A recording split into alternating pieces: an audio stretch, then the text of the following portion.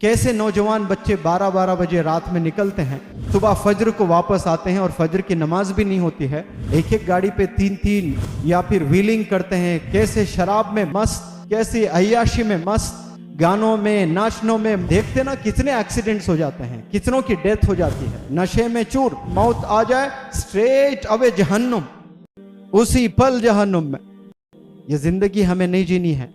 किसने बनाया new year? क्या आपके दादा ने बनाया? किसने इन्वेंट किया? ये किसका कल्चर है? किसके कल्चर को अपना कर आप खुश हो रहे हो, इतरा रहे हो, सीना तान कर चल रहे हो इस रूहे ज़मीं पर? ये किसका कल्चर है?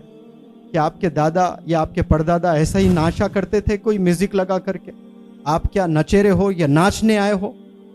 इस दुनिया में आप नाचने नहीं आए हो। आप सल्लल्लाहु अलैहि वसल्लम ने जब बैन किया शराब को, उससे पहले शराब पिया करते थे लोग, और ऐसी पुरानी शराब पिया करते थे जो बड़ी महंगी होती थी। जितनी पुरानी शराब उतनी महंगी शराब। और जब आप सल्लल्लाहु अलैहि वसल्लम ने ऐलान किया मुबारक मुंह से कि आज से शराब हराम है, तो पानी जब तूफान सुनामी आता तो पानी बहता ना, वैसा शराब की नदियां बह गई है। क्यों? आप सल्लल्लाहु अलैहि वसल्लम के मुबारक मुंह से वो अल्फाज निकले कि आज से शराब इस्लाम में हराम है, तो फॉलोअर्स ने बिल्कुल छोड़ दिया है। तो क्या आप फॉलोअर हैं प्रॉफिट मोहम्मद सल्लल्लाहु अलैहि वसल्लम के?